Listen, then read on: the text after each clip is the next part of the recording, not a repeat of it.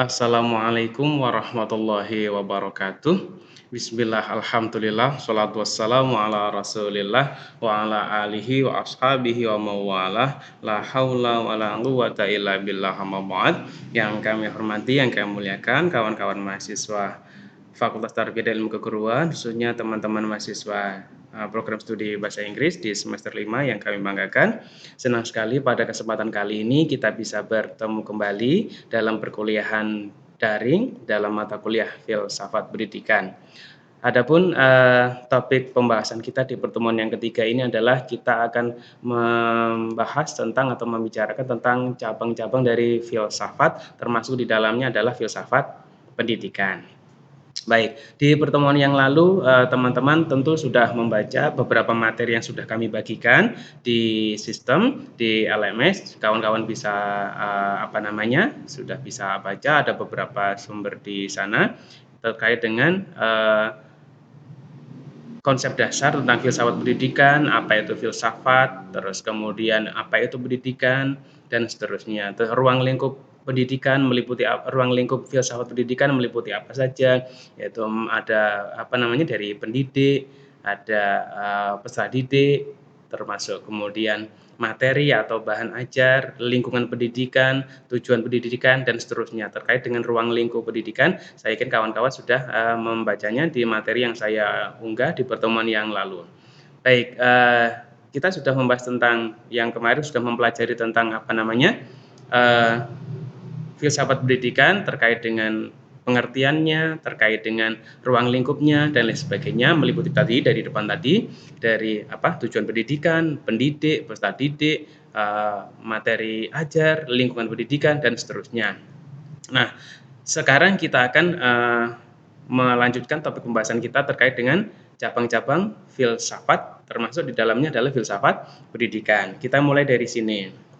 Oke, secara umum banyak orang menyebut bahwa dalam filsafat atau filsafat pendidikan terutama terkait dengan tiga hal ini, yaitu yang pertama adalah ontologi, yang kedua epistemologi, yang ketiga adalah aksiologi. Namun dalam beberapa sumber yang lain menyatakan bahwa pada dasarnya tiga cabang ini sebenarnya banyak dimasukkan ke dalam madhab-madhab lain, misalnya di madhab metafisika, cabang etika, filsafat logika dan seterusnya. Meskipun tiga model ini yang paling umum dipakai dalam filsafat, termasuk filsafat pendidikan. Nah, ontologi ini kalau dalam bahasa yang sederhana ini menjawab tentang apa. Nah, jadi objek kajiannya adalah wujud ataupun hakikat. Nah, menjawab pertanyaan tentang apa, misalnya filsafat pendidikan, apa itu pendidikan, apa saja unsur-unsur pendidikan dan seterusnya, menjawab tentang apa. Kemudian yang kedua adalah epistemologi atau dikenal dengan teori pengetahuan. Nah, dalam bahasa yang sederhana, epistemologi ini adalah tentang cara bagaimana memperoleh pengetahuan. Berarti menjawab pertanyaan bagaimana. Kalau yang ontologi menjawab tentang pertanyaan apa, kemudian yang ini adalah mekanismenya, menjawab tentang bagaimana. Dalam filsafat pendidikan misalnya bagaimana pendidikan itu yang sebaiknya seperti apa, bagaimana kurikulum yang baik, bagaimana tujuan pendidikan, visi dan misi dan seterusnya seperti itu. Nah, yang ketiga adalah aksiologi. Nah, di aksiologian adalah tentang nilai atau guna ataupun values. Nah, di sini aksiologi ini menjawab pertanyaan tentang mengapa. Nah, mengapa pendidikan itu penting? Mengapa kurikulum itu perlu disusun sedemikian rupa? Mengapa visi dan misi tujuan pendidikan perlu ditetapkan? Begitu seterusnya. Jadi, ini secara umum dikenal tiga cabang ini. Dalam filsafat pendidikan ada ontologi, epistemologi, aksiologi. Ontologi menjawab pertanyaan apa, nah ini menjawab pertanyaan bagaimana, dan aksiologi menjawab pertanyaan mengapa. Gitu. Meskipun tiga model ini juga dimasukkan ke dalam cabang-cabang atau mazhab atau aliran-aliran filsafat yang lainnya, dimasukkan ke metafisika, etika, logika dan seterusnya. Oke, kita masuk ke bagian berikutnya. Nah, ini secara detail kawan-kawan bisa mengamati bagian ini terkait dengan cabang-cabang filsafat. secara umum filsafat, dikelompokkan menjadi dua kelompok besar. Di sini ada, filsafat umum atau filsafat murni, dan yang kedua adalah filsafat khusus ataupun filsafat terapan. Nah, wilayah kita ada di sini, filsafat pendidikan ada di filsafat khusus atau filsafat terapan, gitu. Sama seperti misalnya kawan-kawan belajar matematika itu kan ada matematika murni, ada matematika terapan. Nah, kalau dalam filsafat pendidikan itu, filsafat pendidikan masuknya adalah di, filsafat khusus atau filsafat terapan, gitu. Oke, kita ke pembagiannya. Filsafat, secara umum dikelompokkan jadi dua kelompok besar, ada filsafat murni atau filsafat umum. Mungkin teman-teman sudah pernah dapat mata kuliah ini. Kemudian yang kedua adalah kelompok kedua yang adalah filsafat khusus atau filsafat terapan.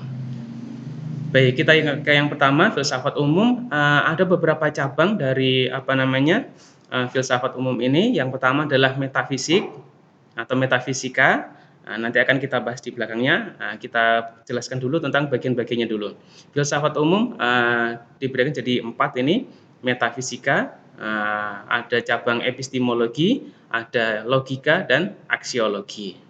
Kemudian dari metafisika sendiri ini, ada aliran-aliran dari cabang metafisika ini ada beberapa aliran. Yang pertama, ontologi, yang kedua kosmologi, yang ketiga ada humanologi, yang keempat ada teologi. Nanti rinciannya akan kami jelaskan setelah ini.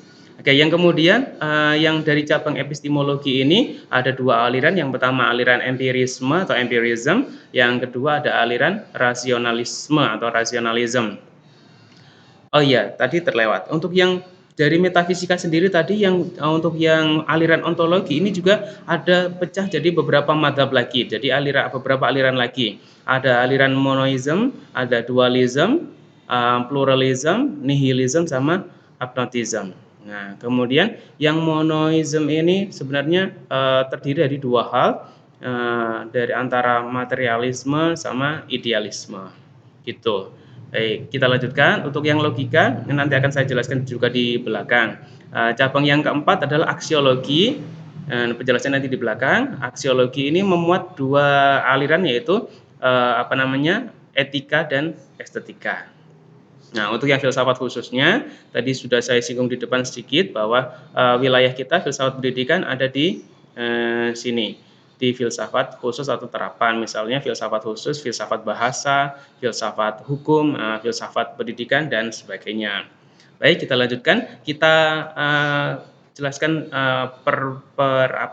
perbagian dulu. Ini yang filsafat murni, filsafat filsafat umum.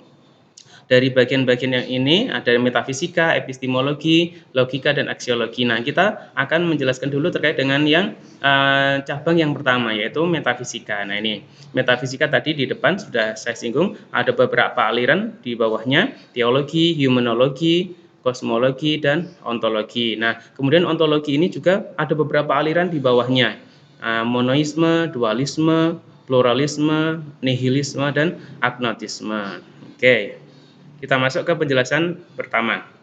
Nah, cabang dari filsafat yang pertama adalah filsafat metafisika. Nah, dari filsafat metafisika ini tadi dibagi menjadi ada 4 aliran. Yang pertama kita dari sini, dari yang paling bawah ini adalah aliran ontologi.